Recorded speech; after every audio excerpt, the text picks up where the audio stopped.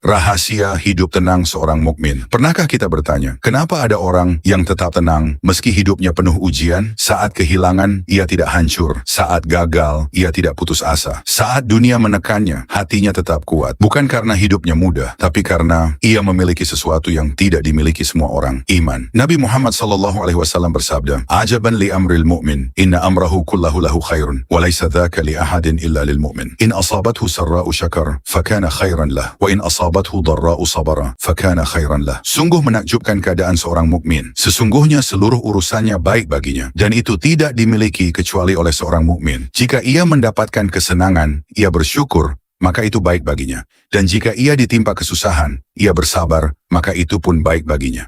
Hadis riwayat Muslim.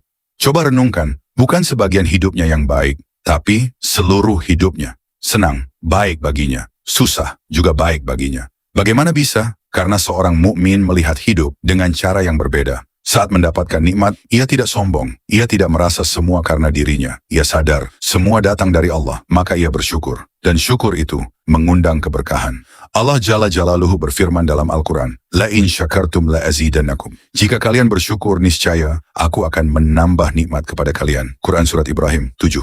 Tapi hidup tidak selalu tentang kebahagiaan. Ada hari-hari di mana doa belum terjawab. Ada malam-malam di mana air mata jatuh tanpa suara. Ada luka yang tidak diketahui siapa-siapa. Dan disitulah kesabaran diuji.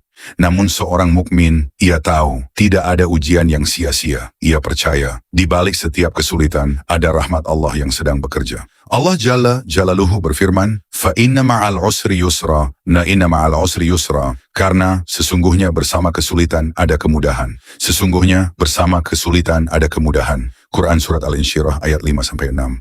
Perhatikan, Allah tidak berkata setelah kesulitan, tapi bersama kesulitan. Artinya, di saat kita menangis, rahmat Allah sebenarnya sedang dekat. Di saat kita merasa sendirian, Allah tidak pernah meninggalkan. Mungkin hari ini, ada yang sedang kehilangan pekerjaan. Ada yang sedang diuji dalam rumah tangga. Ada yang lelah memendam masalah sendiri. Dan mungkin kita bertanya, kenapa Allah mengujiku? Padahal bisa jadi, ujian itu bukan untuk menghancurkan kita, tapi untuk mendekatkan kita kepadanya. Karena seringkali, kita baru benar-benar berdoa saat hidup terasa sulit. Kita baru benar-benar sujud dengan air mata saat dunia mengecewakan kita. Dan mungkin, kalau bukan karena ujian itu, kita tidak akan kembali kepada Allah. Itulah kenapa seorang mukmin selalu punya alasan untuk tenang. Saat diberi nikmat, ia bersyukur. Saat diuji, ia bersabar. Dan keduanya bernilai pahala. Bayangkan, betapa indahnya hidup seperti itu. Tidak mudah hancur oleh keadaan, tidak mudah sombong oleh kenikmatan. Karena hatinya selalu terhubung dengan Allah. Maka hari ini, apapun yang sedang kita alami,